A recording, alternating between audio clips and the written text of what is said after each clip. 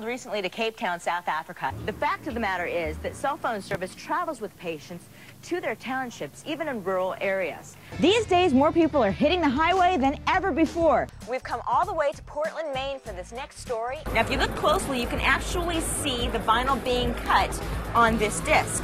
And the nice thing about the VRX vinyl cutter is the fact that you can come from vinyl to vinyl, tape to vinyl, live through a mixer to vinyl, or even from MP3 to vinyl. And this is for the serious DJ, folks. It's going to run you about $10,000. Now, moving on, we've got something for our Mac lovers. Here's some tips and tricks you just might not know about iTunes 2.0. We are the National Academy of Recording Arts and Sciences. This addresses the sciences part of what our people do. Recently, I got a chance to sit down with the show's creator to talk about CSI's tech magic. Minority Report is a fictional portrayal of crime prevention 50 years from now. Not all the technology in the film is a figment of Hollywood's imagination, but rather already in development. Like this newspaper of the future. Our Chris Kosach has this story.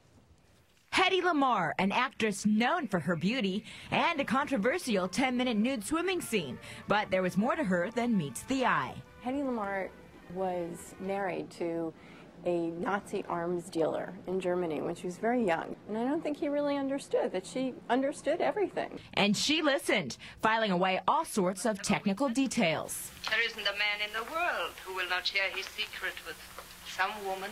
Hedy hated the Nazi regime. She escaped her husband and went to Hollywood. Men always respond. There, she became a huge star, but her real interest, stamping out Nazism. She started to remember some of the things that she'd learned there and had been thinking about how she could stop the war. She met composer George Antheil. The two patented the secret communication system, today known as frequency hopping or spread spectrum technology. George had been thinking about symphonic sound and how to synchronize pianos. She had this concept of how do we get these signals across and how do we avoid detection. How does this power reach you?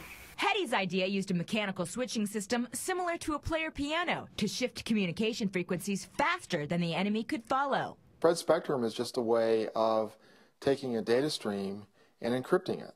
If you don't have the key, you can't break the code.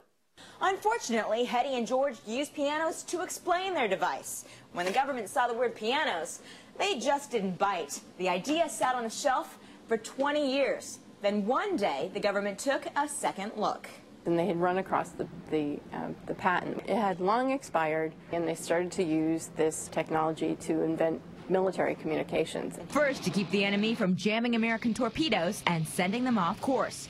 Today, a more advanced system keeps military communications like those used in Iraq from being tapped. But it's not just for the military anymore. Commercial enterprises started saying, hey, we can use this. We can use this to create cell phone technology. And now it's one of the primary technologies we're using for everyday life.